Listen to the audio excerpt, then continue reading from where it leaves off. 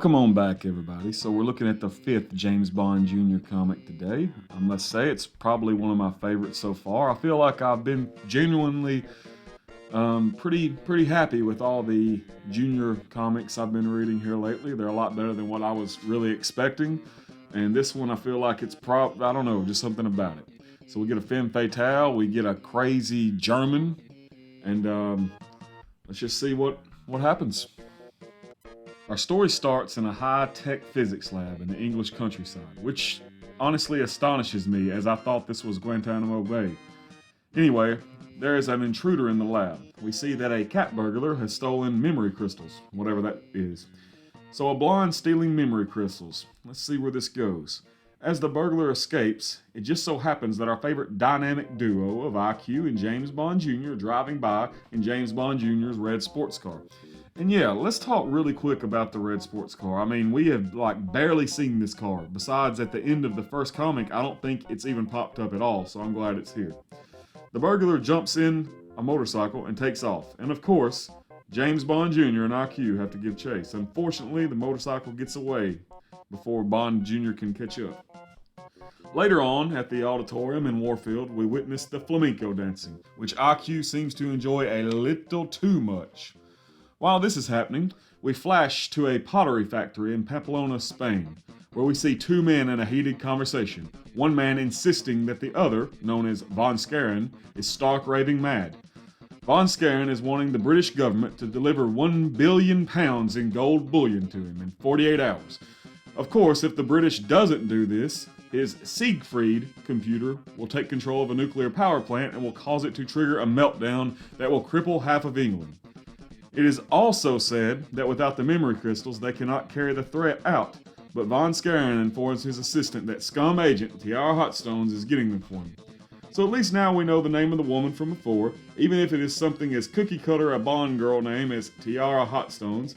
And by the way, we're once again informed of what scum stands for. I guess the writers of this show had zero faith in our recall abilities. Back in England, we see a lavish reception for the flamenco dancers. And even see good old Trevor Noseworthy is trying to get his riz on, with the girl of IQ's dreams named Dulce. Junior plays wingman and encourages our boy to face his fears and shoot his shot, which apparently Dulce likes, so good for him. Meanwhile, Tiara Hotstones breaks into Dulce's room. She gifts her a dress, all while going by an alias Miss La Jolla. Hotstone says that she will steal the show with the dress. What should this mean? Dulce, having left, has really put our boy IQ into a down mood. Junior explains to him that his schoolwork is suffering because of his heartache, which I really think is funny because literally she just left yesterday. I mean, he's not even really had time to make his schoolwork suffer. But Junior informs IQ of the only thing that can fix his predicament by going to Spain.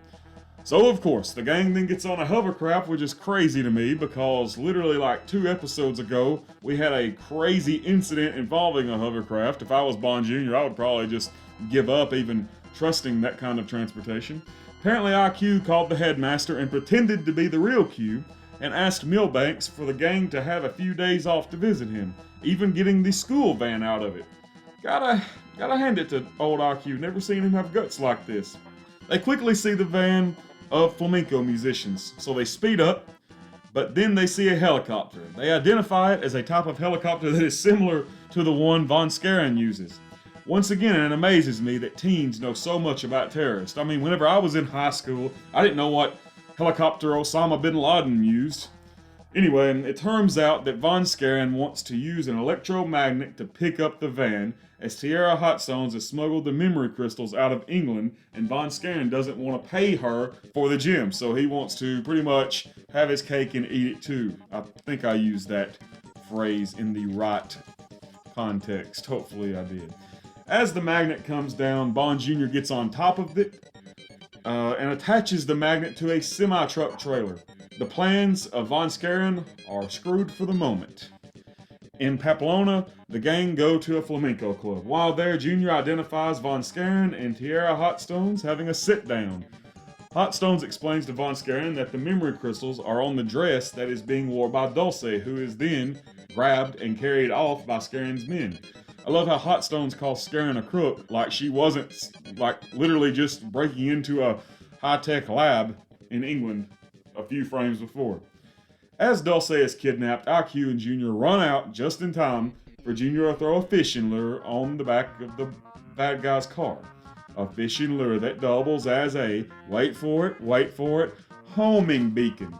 You know, I swear, one thing this comic series loves is homing beacons. Later on, Von Scarin loads the gems into the Siegfried computer. We know this guy is very bad as he is saying things such as Wunderbar, Wunderbar. Now that Von Scarin is in control, he uses it to make a nuclear alert at a plant in England. He then phones up the general from before and ups the price of peace to $2 billion.